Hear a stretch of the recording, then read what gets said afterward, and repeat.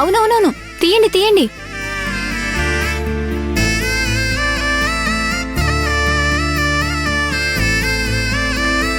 ఇదిగో తీసుకో. Thank you అన్నయ్య.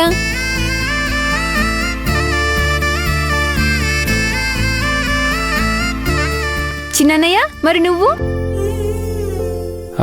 అంటే నేను ఇచ్చాను కదా శౌర్య, మళ్ళీ వాడిని అడుగుతావేంటి? ఎవరిది వాళ్ళే ఇవ్వాలి.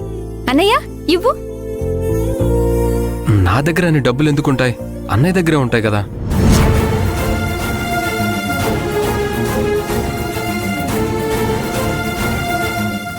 ఏంటన్నయ్య నువ్వు చిన్నపిల్లాడివి కాదు కదా, పెళ్లి కూడా అయింది. నీ దగ్గర డబ్బులు పెట్టుకోవాలి కదా. నాకు అవసరమే ఉంది. కావాల్సినప్పుడు అన్నయ్యని అడిగితే ఇస్తాడు కదా. ఇప్పుడు కూడా అన్నయ్యని అడుగుతావా? ఇప్పుడే కాదు, నేనున్నంత వరకు లైఫ్ లాంగ్ ఏదైనా అన్నయ్యని అడిగే తీసుకుంటాను.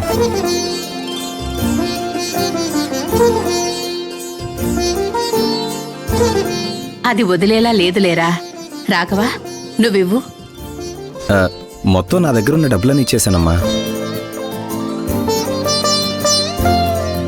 శౌర్య, వాడి కూడా నేను నీకు తర్వాత ఇస్తాలే. రాఘవ, ఒక్క నిమిషం. ఆడపిల్లకి డబ్బులు ఆపడం కరెక్ట్ కాదు. ఇదిగో ఇచ్చేయి.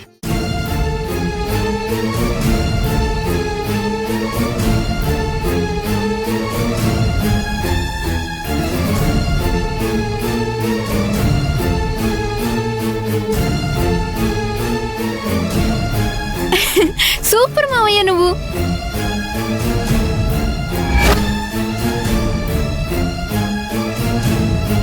అంత డబ్బు అవసరమా అన్నయ్య?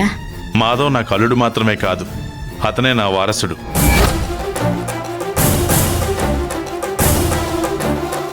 నా ఒక్కగానొక్క కూతురికి భర్త.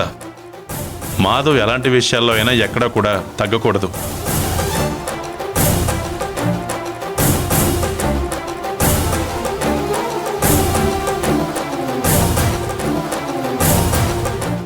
సరే సరే సరే, ఇక కుడికాళ్ళు పెట్టి లోపలికి వెళ్ళాలి. తొందరగా పదండి. పదండి. పదండి.